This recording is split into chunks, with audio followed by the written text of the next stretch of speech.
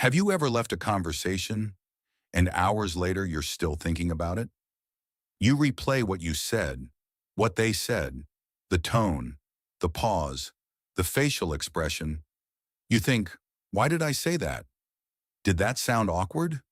Should I have explained more? Did I overshare? And no matter how much you try to move on, your brain keeps looping. If this sounds familiar, you're not alone. But here's the part most people get wrong. Replaying conversations isn't just overthinking, it's psychology. Today we're going to unpack the hidden reasons your mind won't let certain interactions go and what it really says about you. When you replay a conversation, your brain is doing something specific. It's reviewing social data. Humans are social creatures. Our survival once depended on group acceptance. If you were rejected from the group, you were vulnerable. So your brain evolved to monitor social signals very carefully. When you replay conversations, your mind is asking, was I accepted? Was I respected? Did I damage my status? Did I say something risky? It feels annoying now, but originally it was protective. Your brain is running a social safety audit. Not everyone who replays conversations has social anxiety. Sometimes it's heightened social awareness. There's a difference. Social anxiety says, I embarrassed myself. They think I'm stupid. Social awareness says, I wonder how that came across. One is fear-driven. The other is analytical. The problem is when awareness turns into rumination. Rumination is when the brain loops without resolution. It doesn't solve, it just circles. And the more you replay, the more emotionally real it feels. Even if nothing was actually wrong. One hidden cause of replaying conversations is perfectionism. If you hold yourself to high standards socially, you don't just want to communicate. You want to communicate perfectly, so afterward your brain reviews. Was I clear enough? Did I say too much? Did I say too little? Was my tone correct? Perfectionists don't just want to be understood, they want to be optimal. And since social interactions are unpredictable, your brain tries to correct them after they've already happened. But here's the truth. Conversations are not performances. They're exchanges, and exchanges are imperfect. And sometimes the replay goes deeper.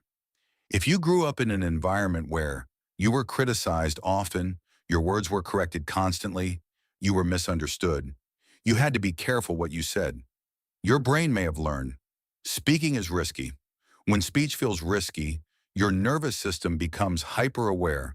So after interactions, your brain scans for mistakes. Not because you're weak, because you adapted. If words once led to punishment, rejection, or conflict, your mind learned to review them carefully. That pattern doesn't disappear automatically in adulthood. There's another layer. Replaying conversations can be a subtle attempt at control.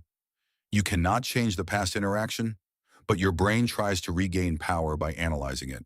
If I understand what went wrong, I can prevent it next time. It's preparation, it's strategy, it's mental rehearsal. The problem is, sometimes nothing went wrong, and your brain keeps searching anyway. Uncertainty is uncomfortable, so your mind fills the silence with analysis. Highly empathetic people replay conversations more often. Why? Because they are attuned to microsignals, tone shifts, facial expressions, body language. They don't just hear words, they sense energy.